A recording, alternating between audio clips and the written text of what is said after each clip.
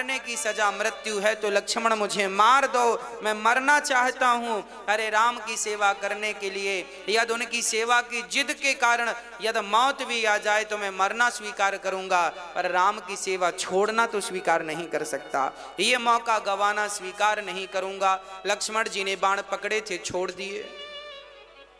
सुनि केवट के बैन प्रेम लपेटे अटपटे, विह से करुणा ऐन चितई जान की लखन तन। आज भगवान राम मुस्कुराए हैं। जब राम जी आए ना तो केवट के यहाँ रोते हुए राम जी आए हैं, क्योंकि निषाद सुमंत्र जी को भेजा तो सुमंत्र जी रोने लगे, तो सुमंत्र को देख करके राम जी की आंखों में भी आंसू आ गए। केवट ने मन में संकल्प ले लिया कि राम मेरे घाट में रोते रोते आए हो, आपको हंसा कर ना भेजा तो मेरा नाम केवट नहीं।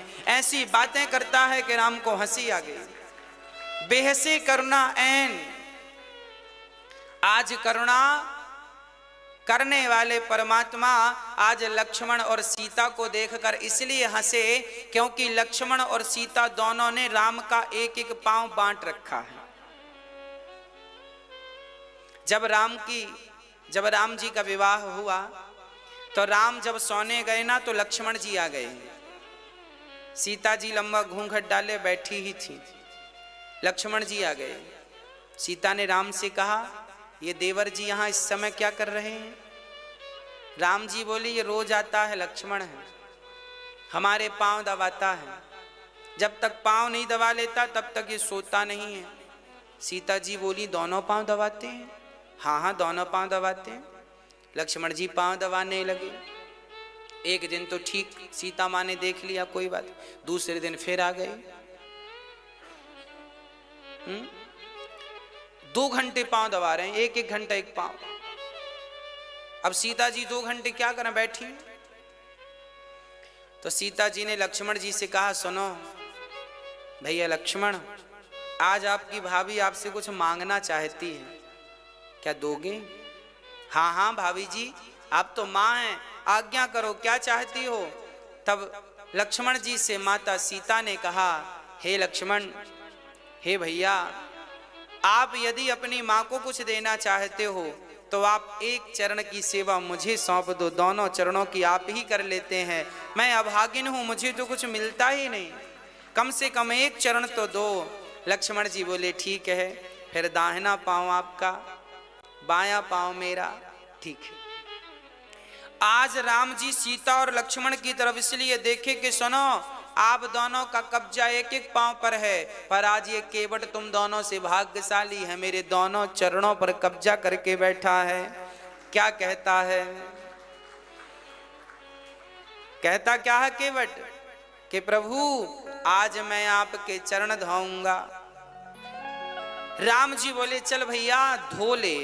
केवट राम रजाय सुपावा, पानी कठवता भरी ले आवा। आज कठौता में पानी लाया। केवट बड़ा चतुर है, कठौती में पानी नहीं लाया। कठौती स्त्रीलिंग है, कठौता पुल्लिंग है। उसको पता था बनेगी कठौती से तो लड़की बन जाएगी, और लड़की बनेगी तो खर्चे का घर, इसलिए कठौता लाया। बने तो लड़का ही बने, नाव चलाने के काम आएगा। तो कठौता में पानी भर के लाया और राम जी से कहता है, प्रभु इस पे पांव रख लो। अच्छा कठौता क्यों लाया? ये कठौता क्या होता है जानते हैं? ये वही कठौता है केवट लोग रखा करते हैं, जब नाव में पानी भर जाता है ना तो इसी कठौते से उलीछते हैं। केवट ने कहा, कठौता तूने कई बार मेरी नाव को डूबने से बचाया है, तूने कई बार मुझे डूबने से बचाया है, आज राम के चरण तेरे ऊपर पड़ेंगे तो तू भी डूबने से बच जाएगा, इसलिए कठौता में पानी भर के लाया है। आज केवट कठौता को डूबने नहीं देना चाहता। राम के चरण जहां जहां पड़ेंगे वो सब पुण्यात्मा हो जाएंगे। आज राम ने कठौता केवट लाया, राम के चरण रखे और गंगा का पानी लाके डालने लगा, घिस घिस के धुलने लगा, उठा उठा के देखे। पत्नी को आ, सुनती हो? राम जी बोले पत्नी को क्यों बुला रहे हो? अरे हमसे 10 साल छोटी है, हमारी आंखें तो बूढ़ी आंखें हैं, पत्नी जवान है, उसकी आंखों से देखेंगे कोई धूल वूल तो नहीं लगी। पत्नी को बुलाए, तू भी घिस। राम के चरण घिस रही हैं बड़े प्यार से। तब तक छोटा सा बच्चा, सुनो, अपने बच्चे को आवाज लगाया, सुनो बेटा, पुत्र आया। अरे बेटे को क्यों बुला रहे हो केवट? अरे बेटा तो अभी 10 ही साल का है, नई आंखें, एक कण भी धूल का लगा रह गया तो मेरी नाव तो नारी बन जाएगी, इसलिए मैं रिस्क लेना नहीं चाहता। अब तो केवट गोस्वामी जी लिख रहे हैं, पद कमल धोई चढ़ाए नावना, नाथ उतराई चाहो मोहि राम राउर आन। दशरथ शपथ सब साची कहो, पर तीर मारहु लखन पे जब लगे न पाय पखारे हो, तब लगे न तुलसीदास नाथ कृपाल पार उतारे हो। आज मेरे सिर पे अपने हाथ रख लो ऐसे, देखो जबरदस्ती हाथ रखवा रहा, चतुर सुजान है, जबरदस्ती हाथ रखवा रहा है। जब राम ने केवट के मस्तक पर हाथ रखे तो राम की आंखों से टप टप आंसू गिरने लगे। केवट बोले, सरकार आप रोए क्यों? तब राम ने कहा कि मुझे अहंकार आ गया था, मुझे लगा कि मैं ही सब भक्तों को थामता हूं, पर आज पता चल गया कि जब राम कभी डगमगाते हैं तो भक्त ही उन्हें थामते हैं। जब राम डगमग डोले तो केवट के मस्तक पर हाथ रखे तो राम की डगमगाहट मिट गई, अर्थात बल मिल गया। जब आप किसी का सिर या कंधा पकड़ेंगे तो आपको सहारा तो मिलता ही है। आज राम को, आज भगवान को भक्त का सहारा मिल गया। आपको क्या लगता है केवल भक्तों को ही भगवान का सहारा है? हाँ, हमें तो उनका सहारा है, पर यह भी याद रखना कि उन्हें भक्तों का सहारा है। हाँ, केवट ने चरण धोए और चरण धो करके केवट बोला, सरकार अब चरण धुल गए हैं, आप यहां बैठो, जो बेटिंग में खड़े थे पहले हम उनको पार लगा दे। राम जी बोले, कौन खड़ा है यहां मेरे सिवा? कोई नहीं है। केवट बोले, सरकार आपको दिखाई नहीं पड़ रहे हैं? जो मेरे पिता के पिता के पिता के पिता के पिता के पिता के पिता के पिता के पिता के पिता के पिता के पिता के पिता के सब, जो इतने दादा के परदादा के सब जो मर गए हैं, ये सब अभी तक पार नहीं भये, ये अभी घूम रहे हैं आकाश में। अब जब आपके चरण धोए हमने और आपका चरण पद पखारे जलुपानी कर, चरण धोए राम जी की और चरणामृत ले लिया केवट ने। आकाल मृत्यु हरणम सर्वव्याधि विनाशनम, विष्णु पादोदिगम पीत्वा पुनर्जन्म न वेद्यते। जो भगवान का चरणोदक लेता है, जिसे हम चरणामृत कहते हैं, जो चरणामृत लेकर पान कर ले, पी ले और अपने पितरों के नाम से छोड़ दे, तो चरणामृत की उन 4 बूंदों से ही पितरों का कल्याण हो जाता है। ये रामचरितमानस में स्पष्ट रूप से लिखा है। पद पखारे जलपान कर, आप सहित परिवार, पितर पारो कर प्रभु पुनि, मुदित गयऊं ले पार। अपने को जल अपना खुद पिया, पत्नी को, पुत्र को, परिवार को पिलाया, समस्त गांव वालों को पिलाया। केवट को पता था ये राम के चरणों का धौमन है, जिन जिन के मस्तक पर लगेगा, जिन जिन के हृदय तक पहुंचेगा, उनकी हजारों पीढ़ियां तार देगा, उनकी लाखों पीढ़ियां तार देगा। अपने पितरों का उद्धार करा के अब केवट ने राम को अब राम जी को केवट ने नाव पर बिठाई, और जब नाव में बिठाया केवट ने तो नाव चली। अब केवट नाव चला रहा है और नाव चलाते चलाते कह रहा है केवट, क्या कह रहा? मेरी नैया। बड़े प्रेम से केवट नाव जब चलाने लगे तो केवट की नाव नदी में डगमग डगमग ऐसे ऐसे डोलने लग गई। राम जी बोले, भैया केवट नाव क्यों डुला रहे हो? हमसे तैरना नहीं आता, क्या डुबाने का विचार है? केवट बोला, सरकार आपको तैरना नहीं आता तो क्या हुआ, हमको तो आता है। आप एक काम करो, मेरा हाथ पकड़ लो। केवट ने राम का हाथ नहीं पकड़ा। केवट को पता था कि यदि मैंने राम का हाथ पकड़ लिया तो मैं अहंकारवश कभी भी राम को छोड़ सकता हूं, पर जिसे भगवान ने एक बार पकड़ लिया सो भगवान कभी नहीं छोड़ेंगे, इसलिए मैं राम को नहीं पकड़ूंगा। राम आप मुझे पकड़ लीजिए। अच्छा, आप लोगों ने भगवान को पकड़ तो नहीं रखा? हाँ, आप लोग भगवान को ना पकड़ा करो, क्योंकि हमने यदि भगवान को पकड़ लिया तो हम तो तुच्छ प्राणी हैं, छोड़ भी देते हैं।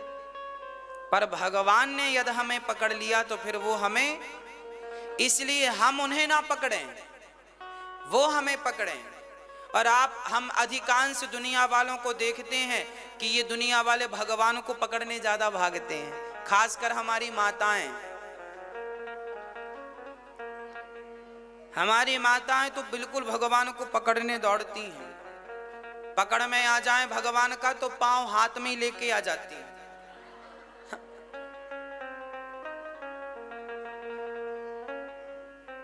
नवरात्रि में माता जी रखी थी, एक मैया नहीं मानी, नहीं मैं तो माता जी के पांव पकड़ूंगी। इतना जोर की पकड़ा, माता जी का पांव हाथ में ही आ गया। तो ऐसा पकड़ना भी कोई पकड़ना है? अरे भगवान दर्शन के लिए होते हैं, भगवान को इन आंखों से देखो। और सच कहूं, भगवान को देखने के लिए आंखें किसकी चाहिए आप बताओ?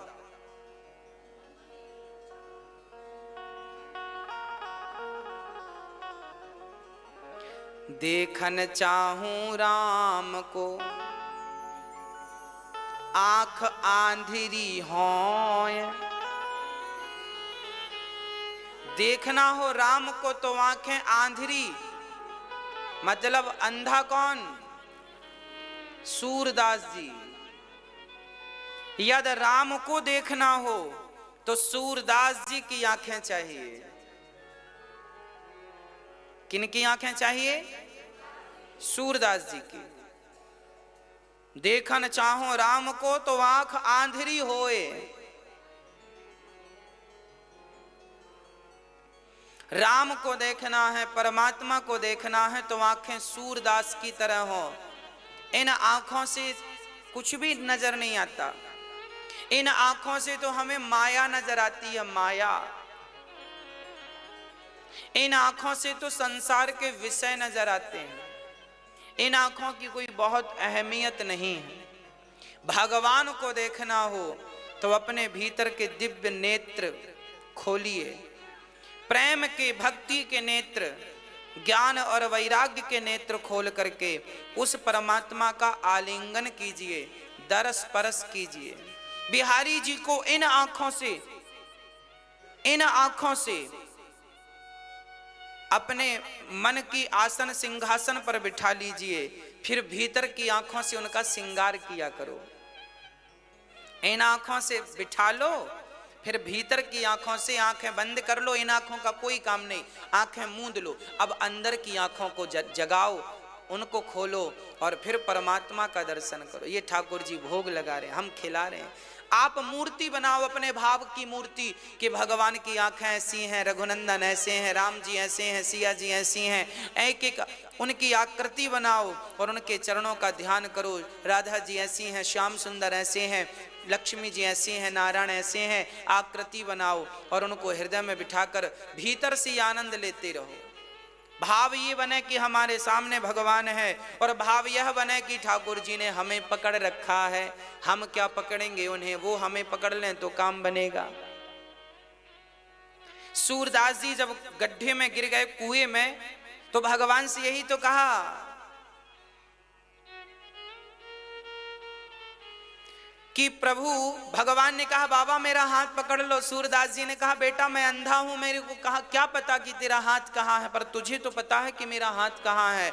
तो हमें तो पता ही नहीं कि भगवान के हाथ पांव कहाँ है, पर उन्हें तो पता है कि हमारा हाथ कहाँ है। तो हम क्या पकड़ेंगे उन्हें, वो हमें पकड़ लें, इतना ही पर्याप्त है। केवट कहता है प्रभु आप मेरा हाथ पकड़ लीजिए। भगवान ने हाथ पकड़ लिया केवट का, और आप पकड़े हैं तो फिर कभी छोड़ेंगे नहीं। अब तो नाव किनारे लगी, उतर ठाणी भय सुर शरीरे ता, सिय राम गुह लखन समेता। आज राम जी उतर गए, केवट से नाव से उतरे हैं, और अब केवट बोला सरकार, केवट उतर दंडवत। अब केवट दंडवत चरणों में लौट गया, पहले नहीं लेटा, अब लेटा है। चरणों में लेट जाने का अर्थ होता है जिसके चरणों में आप लेटते हैं, दंडवत करते हैं, अर्थात आप अपना समर्पण कर देते हैं, है ना। इसलिए भगवान के मंदिर में जाओ तो लेट कर प्रणाम करो। पुरुषों को बोल रहे हैं, स्त्रियों को लेट के प्रणाम नहीं करना चाहिए। दंडवत प्रणाम केवल पुरुष करें, स्त्रियां ना करें। स्त्रियां तो घुटनों को जमीन में रख के अपना माथा जमीन में रखो बस। तो केवट ने दंडवत किया, और राम जी ने कहा भैया केवट ये अंगूठी ले लो। उतराई। केवट बोला सरकार मुझे शर्मिंदा क्यों कर रहे हैं, नाई से ना नाई ले तो धोबी से ना धोबी ले तो उतराई दे के नाथ जातना बिगारी हो। अरे धोबी धोबी से कपड़ों की धुलाई नहीं लेता, नाई नाई से सेविंग के पैसे नहीं लेता, तो आप भी केवट मैं भी केवट, भला मैं आपसे कैसे पैसे ले लूं। उतराई। राम जी बोली हम कहां केवट हैं भाई, हम तो क्षत्रिय हैं। केवट बोले राम जी आपको पता नहीं, आप तो बड़े वाले केवट हो, हम छोटे केवट। राम जी बोले कैसे। केवट बोला सरकार आप भी पार लगाते हैं, हम भी पार लगाते हैं, दोनों का कारोबार एक ही है। फर्क इतना है कि हम छोटी सी गंगा से पार करते हैं, आप भवसागर से पार लगाते हैं। जब आप मेरे घाट आए तो मैंने आपको पार लगा दिया, जब मैं मरकर आपके घाट आऊं तो आप मुझे भवसागर से पार लगा देना, बस यही उतराई चाहता हूं। केवट की बातें सुन के राम जी मुस्कुराने लग गए।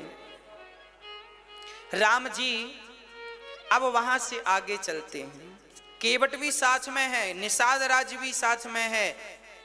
अब चले चलते चलते भगवान प्रयागराज पहुंचे। प्रयागराज में श्री भरद्वाज जी से भगवान प्रयाग स्नान किए हैं, और प्रयाग के बाद तब प्रभु भरद्वाज पहीं आए, करत दंडवत मुनि और लाए। राम जी ने जैसी भरद्वाज जी को प्रणाम किया, भरद्वाज जी ने उठाकर रघुनंदन को अपने हृदय से लगा लिया। आगे चले हैं राम जी। भरद्वाज जी बहुत प्रेम से राम को बिठाते हैं, राम जी का स्वागत करते हैं। भरद्वाज जी बड़े प्रेम से राम जी को बिठाते हैं, कंद मूल फल खिलाते हैं, और प्रयागराज में आज बड़े भाव से राम की सेवा श्री भरद्वाज जी कर रहे हैं। उसके बाद राम जी भरद्वाज जी से कहते हैं हमें रहने का स्थान बताइए, हम कहाँ जाएं। तब उन्होंने चित्रकूट की तरफ भेज दिया है। अब राम जी केवट और निषाद राज को वापस भेज रहे हैं, आप जाओ, अब आपको भी आपका काम करना है, अब हमें हमारे हाल पर छोड़ दो। चल पड़े हैं। निषाद राज और केवट यहां से वापसी हुए। जब वापिस चले और राम लक्ष्मण सीता जब आगे चली चित्रकूट की तरफ, तो वहां चलते चलते के गांव से पगडंडी गुजर रही थी, रास्ता छोटा सा। तो राम जी छोटे छोटे गांव से होते हुए निकले। जंगलों में जो गांव हैं, गांव से निकले तो गांव की महिलाएं पानी भर रही थी कुएं से। जब उन्होंने देखा राम को, आहा हा, देखो तो ये सखी देख कितने सुंदर हैं ये। एक सखी ने कहा, राम राम, क्या हो गया इन्हें? कितनी सुंदर सुकुमारी स्त्री है, कितने सुंदर ये राजकुमार हैं, ऐसा लगता है कि ये कोई राजा के बच्चे हैं, पर ये तो जंगल से गुजर रहे हैं, हमें तो लग रहा है कोई जंगली है। तब सीता माता को प्यास लगी। सीता जी पानी पीने के लिए बोली, भैया लक्ष्मण हमें प्यास लगी है। राम जी बोले, अच्छा ठीक है, ये गांव है, यहां पर बहुत सारी स्त्रियां पानी भर रही हैं, चलो यहीं चलते हैं। तो राम जी कुएं के पास गए तो वहां सारी सखियां देखकर गदगद हो गई, चलो हमारे पास आए। तो सखियों ने क्या किया, सीता को अपने पास बिठा लिया और स्त्रियों में बैठ गई। राम लक्ष्मण वहां बैठे थे। उन सखियों ने राम को पानी पिलाया। राम जी ऐसे हाथ धुल करके फिर पानी पीते हैं, वो बाल्टी से ऐसे डाल रही है। फिर लक्ष्मण जी पानी जब लक्ष्मण को मिला तो लक्ष्मण जी ने पहले पानी पिया नहीं, चुल्लू में हाथ में लेकर के राम के चरणों में डाल करके राम के चरणों को अपने पल्लू से, पीतांबर से पहुंचे हैं। रक्त इत्यादि छाले पड़ गए थे, थोड़ी सी ठंडक मिली, गर्मी का मौसम था। राम के चरणों को बड़े प्रेम से धो रहे हैं। लखनलाल जी प्यास बहुत लगी है लक्ष्मण को, पर अपनी प्यास भूल गए। इन छालों के सामने यह प्रेम है, यह भक्ति है। लक्ष्मण जी ने चरण धोए और सिया जी अब बैठी हैं वहां। तो वो सखियां पूछ रही हैं, देवी तुम कौन हो? सिया जी कहती हैं, हम जनक की पुत्री सीता हैं। अच्छा, तो ये दो पुरुष कौन हैं तुम्हारे साथ? सिया जी कहती हैं, ये जो छोटे वाले हैं ना, चरण धो रहे हैं, गोरे, ये हमारे देवर हैं। अच्छा, ये तुम्हारे देवर हैं, तो फिर ये बड़े वाले कौन हैं? अब सीता जी सकुचा गई। देखिए, पहले की स्त्रियां ये भी कहने में संकोच करती थी चार लोगों के सामने कि ये हमारे पति, और आज की तो गाना गाती हमारे हस्बैंड है।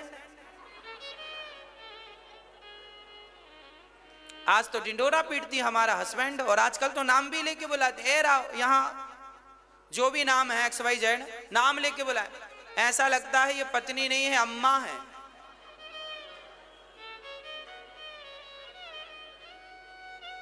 नाम लेकर बुलाती हैं। और यहां सखियां पूछ रही हैं ये कौन है? तो सिया जी ये कहने में सकुचा रही हैं कि ये हमारे पति। क्या मर्यादा थी!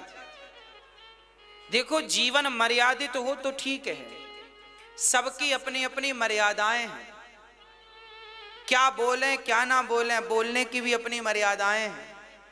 किसका नाम लें, किसका नाम ना लें, कहां हंसें कहां ना हंसें, हाँ, मर्यादा है। मर्यादाओं में रहोगे तो सुखी रहोगे, मर्यादाओं का उल्लंघन जब करोगे तो दुखी हो जाओगे। सीता जी अपना पता दे रही हैं और वहां सारी सखियों ने राम लला का, श्याम सुंदर का, राम जी का, लखनलाल जी का, माता सीता का वंदन किया, प्रार्थना की कि आप यहीं रुक जाओ। वो सारे गांव वाले तैयार हो गए, हम भी आपके साथ चलेंगे। हे भगवान, कैकेयी ने क्या गजब कर डाला, ऐसे राम को घर से निकाल दिया। गांव वाले बहुत रोए। राम जी ने सबको समझाया, आप लोग आराम से रहिए। राम जी वनवास ना गए होते तो आज ऐसे जंगल के लोगों को भी, जंगल के सामान्य प्राणियों को भी आज भला भगवान का दर्शन कैसे होता। ये बड़े पुण्यशाली लोग हैं, धन्य है वो नगर वो गांव जहां से राम जी गुजर रहे हैं। अब राम जी आगे चले तो राम जी वाल्मीकि जी के आश्रम में आए। ये वही वाल्मीकि जी का आश्रम है जहां बाद में फिर सीता जी आएंगी, इनके यहाँ लवकुश का जन्म होगा। ये वही वाल्मीकि जी हैं। ये वाल्मीकि जी वही हैं जिन्होंने रामायण जैसे महाग्रंथ को तैयार किया। ये वाल्मीकि जी उच्च कोटि के ज्ञानी हैं। इनके चरणों में भगवान राम ने प्रणाम किया है, चरणों में प्रणाम किया, राम जी ने प्रणाम किया। राम जी बैठे हैं, वाल्मीकि जी भोजन प्रसादी करा रहे हैं। अब राम जी ने वाल्मीकि जी से कहा, गुरुदेव बताओ हम रहें कहाँ, रहने का स्थान बताओ। तो वाल्मीकि जी बड़े हंसे। वाल्मीकि जी बोले, प्रभु ये बताओ, आप कहते हैं हम रहें कहाँ, ये बताओ आप कहाँ नहीं हो, आप कहाँ नहीं हो। तब रहने के कुछ स्थान श्री वाल्मीकि जी ने राम को कहा, हे प्रभु, राम की प्रार्थना कर रहे हैं वाल्मीकि जी, हे प्रभु आप तो सर्वव्यापी हैं, आप सर्वत्र हैं, आप कहाँ नहीं हैं। आप तो जिन्हें जनाना चाहते हैं वही आपको जान पाते हैं, नहीं तो लोग आपको सामान्य प्राणी ही समझते हैं। सोई जाने जेहि देहु जनाई, जानत तुम्हाही होई जाई। भगवान जिसे जनाना चाहे वह भगवान को जान लेता है, जिसे भगवान जनाना ना चाहे वो भगवान को कदापि नहीं जान पाता। अरे भगवान मेरे सामने खड़े हैं पर मुझे ज्ञान ही नहीं है कि भगवान है। मुझे तो लगता है ये सामान्य व्यक्ति हैं, तो मैं तो उन्हें सामान्य मानता हूं ना। अच्छा भगवान, ये सामने जो खड़े हैं ये भगवान ही हैं, ये कौन बताएगा। ये भगवान ही कृपा करें तो भगवान को जाना जा सकता है, नहीं तो हमारी इतनी बुद्धि नहीं है, इतनी शिक्षा नहीं है कि हम उस ईश्वर को पहचान सकें। बड़े बड़े संत ना पहचान पाए, हमारी ताकत क्या है। इसलिए सोई जाने जेहि देहु जनाई, जानत तुम्हाही होई जा। जो भगवान को जान लेता है ना वो भगवान का हो जाता, भगवान ही हो जाता। कैसे? जैसे नमक के पहाड़ में ऊंट गिर जाए, नमक के पहाड़ में ऊंट गिर जाए तो वो ऊंट भी क्या बन जाता है? हाँ जी, नमक बन जाता है।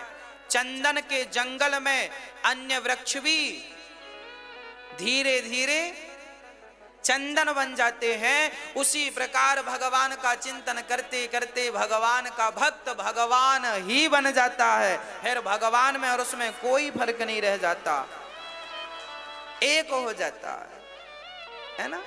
जब मैं था तब हरि नहीं, अब हरि है मैं नाय, और प्रेम गली अति सांकरी जामे दोना समाय। अब वाल्मीकि जी बता रहे हैं आप कहां कहां रहो सुनो। आप प्रभु वहां रहो जहां तुम ही निवेदित भोजन करहीं, प्रभु प्रसाद पट भूषण धरहीं। आप उनके पास रहो जो सदा आपको भोग लगाकर ही कुछ खाते हो। याद रखना, लिखा है रामचरितमानस में, जो भगवान को भोग लगा के खाते हैं, सोना चांदी भी भगवान को समर्पित करके धारण करते हैं, वह भगवान को अपने हृदय में कैद कर लेते हैं। भगवान कहाँ रहते हैं? जो व्यक्ति सब कुछ भगवान के चरणों में समर्पण कर दे, भगवान वहां रहते हैं। पहला स्थान जो समर्पित भोजन करके करता है भगवान उनके मन में। और सुनो, कर नित्य करहि राम पद पूजा, राम भरोस हृदय नहीं दूजा। जिनके हृदय में राम के अतिरिक्त कोई और भरोसा नहीं है, किसी पर विश्वास नहीं है, विश्वास है तो केवल भगवान पर। जिनका विश्वास भगवान राम पर है, जिनका विश्वास भगवान कृष्ण पर है, ऐसे भक्तों के बीच में सदा वसंतम सदा भगवान बसते हैं। जो भगवान पर विश्वास रखते हैं, अन्यथा और किसी पर विश्वास, केवल भगवान पर विश्वास। और सुनो, मंत्र राजू नित्य जपहि तुम्हारा, पूजहि तुम्हाही सहित परिवार। भगवान कहाँ कहाँ रहें आप उनके लिए बता रहे हैं, आप यहाँ यहाँ रहो। जो लोग परिवार के सहित आपका मंत्र जाप करते हैं, आप उनके हृदय में जाकर रहने लग जाओ। जिनके हृदय में काम नहीं है, लोभ नहीं है, दंभ नहीं है, जो सदा सत्य का मार्ग अपनाते हैं, ऐसे लोगों के हृदय में जाकर बस जाओ। यहाँ एक चौपाई बड़ी महत्वपूर्ण है। दोहा नंबर है अयोध्या कांड का 130, जिसकी चौपाई नंबर है 5। दोहा नंबर 130, चौपाई नंबर 5, अयोध्या कांड। इस चौपाई को याद करिएगा और सबको पढ़ाइएगा। देखिए क्या लिखा है, जाति पाति धनु धर्म बड़ाई, प्रिय परिवार सदन सुखदाई, सब तजी तुम्हि रहि और लाई, तेहि के हृदय रहूं रघुराई। सुनो, जो जात पात धन धर्म बड़ाई परिवार सबको छोड़कर जो सदा भगवान को भजते हैं, भगवान उनके भीतर रहते हैं। जो व्यक्ति जात पात मानता है, ये ऊंचा है ये नीचा है, भगवान उसके हृदय में नहीं रहते, है ना। जीव मात्र से प्यार करो, जीव मात्र में भगवान का अहम सर्वेषु भूतेषु भूतात्मा वस्थितः सदा। भगवान कहते हैं जो सब में मेरा दर्शन करता हो, जीव मात्र में जात पात ऊंच नीच का जो दीवार तोड़ करके जो एक भाव से सब प्रेम मोहब्बत से रहते हो, जहां मैं उनके भीतर रहा करता हूं, है ना। इसलिए आप किसी से नफरत ना किया करो कि ये ऊंच ये नीच है, ये ऊंच है। अरे ऊंच नीच से हमें क्या करना। भगवान ने इस संसार में सबको भेजा है, सबको पानी पीने का अधिकार है, सबको पेट भरने का अधिकार है, सबको सोने का अधिकार है।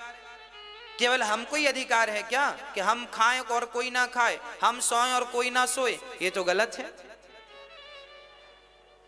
सब खाओ, सब सो, सब खुश रहो, सबका परिवार हो, सबकी खुशी हो, सबका घर हो, सबकी कमाई हो, सब सुखी रहें, सारा परिवार, सब अमीर गरीब सब सुखी रहें, सब प्रसन्न रहें। यही भगवान की भक्ति है। हम भेदभाव ना रखें, नीच किसी को ना समझें, सब वंदनीय हैं, सब पूजनीय हैं, सबका सम्मान करो। कभी ये ना कहा करो कि तुम ऐसे हो। आज हमारे भारत में बहुत सारे लोग ऐसे हैं जो कहते हैं ये व्यक्ति नीच जात का है। अरे क्या होती है नीच जात? जब भगवान नीच जात नहीं मानते तो तुम क्यों पीछे पड़े हो। जब भगवान ने कोई भेदभाव नहीं रखा, हम और आप कौन होते हैं? हमें उसमें भी भगवान का दर्शन करना है। जिसको लोग नीच कहते हैं उसमें भी हमें भगवान का दर्शन करना है और उसे भी प्रणाम करना है।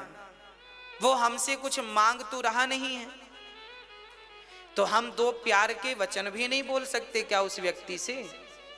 क्या अपनी वाणी से उसे खुश भी नहीं कर सकते? अब विचार करो, आप किसी से ये कह दो कि यार तुम बड़े अशुद्ध हो, तुम्हें छू लेने से तो नहाना पड़ता है, ऐसा किसी को कह दोगे तो बेचारे को कितना बुरा लगेगा। अरे वो भी इंसान है, तुमने थोड़ी बनाया है उसे, उसे भी भगवान ने बनाया है। जिस मिट्टी से तुम्हें बनाया उसी मिट्टी से उसे बनाया है। भगवान ने बनाते समय कोई भिन्नता तो नहीं दिखाई, तो हम और आप कौन होते हैं भेदभाव रखने वाले?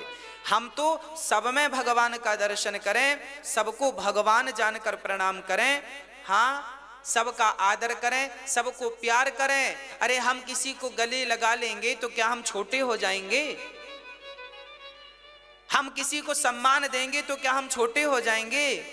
इसलिए दीजिए सम्मान। भक्तों, राम जी अब चित्रकूट गिरि करहु निवासु, तह तुम्हारे सब भांति सुपासु। राम जी मंदाकिनी के तट पर पहुंचे हैं। चित्रकूट स्नान, चित्रकूट में ठाकुर जी कुटिया देवता बनाने आए और घास की बढ़िया सी कुटिया बनाने आए और वहां से राम जी बड़े प्रेम से रहने लग गए। अब राम जी को देखने के लिए जंगल के भील लोग आ रहे हैं, कोल भील। देखिए लिखा है रामचरितमानस के अयोध्या कांड का दोहा नंबर 135 और 136, 136 की पहली चौपाई कोल भील कह रहे हैं। कोल भील जंगल के लोग, जंगली लोग, जिसे आज हम आदिवासी कहते हैं, आज की भाषा में जिन्हें लोग दलित कहते हैं, है ना। आज राम जी उनके बीच में बैठे हैं और वो अपने हाथ से राम जी को खिला रहे हैं, राम जी खा रहे हैं। राम जी ने केवल शबरी के बेर खाए हैं ऐसा नहीं है। कोल भील जंगल के लोग राम का दर्शन करने आए और टुकुर टुकुर जंगल के लोग राम जी को दूर से छिप छिप के देख रहे हैं। तो राम जी बोले आओ। राम जी ने पास में बिठाया, सबसे कहा कैसे हो? सब बोले ठीक हैं। तो एक ने कहा, एक कोल भील ने कहा सुनो ये भगवान हैं। हाँ हाँ भगवान है, देख लो। एक ने कहा सुनो हम अपने हाथ से कुछ खवाएंगे, खाएंगे। हाँ हाँ। तो राम जी को फल लेके गए, दोना लिखा है ना। भगवान श्री राम को उन लोगों ने दोने में फल दिया, राम जी ने वो फल ग्रहण कर लिए, फल खाए। कंद मूल फर फल भरी भरी दोना, चले रंग जनु लूटन सोना। जैसे गरीब आदमी सोना लूटने में जितना खुश होता है, आज वह कोल भील भगवान को अपने हाथ से दोना भर भर के फलों के खिला खिला कर बड़े प्रसन्न हो रहे हैं कि आज भगवान ने हम पर कृपा की, हमारे हाथ से खाया। देखो राम जी कोल भीलों के हाथ से, केवल शबरी के हाथ से खाया है ऐसा नहीं, ये लिखा है रामचरितमानस में। हाँ हम बताते चल रहे हैं। अयोध्या कांड का दोहा नंबर 134 चौपाई नंबर 2। खिला रहे हैं कोल भील, खा रहे हैं राम जी, सब भाव से खा रहे हैं। और किसी ने कहा ये भगवान हैं, तो एक कोल भील ने कहा कि हमारी सेवा स्वीकार करेंगे। तब कोल भीलों ने एक बढ़िया सी बात कह दी, राम ही केवल प्रेम प्यारा, जान ले ये जो जाननिहारा। भी लोने कि राम को प्रेम प्रिय है, राम ही केवल, ये जात पात प्यारी नहीं है राम को केवल जो प्रेम करता है राम उनके हो जाते हैं, राम बिक जाते हैं। है कोई प्रेमी खरीदने वाला तो खरीद ले। अब तो इन्होंने भगवान का दर्शन किया, दर्शन करके गए। राम जी अपनी कुटिया पे अब बड़े प्रेम से रहने लगे हैं।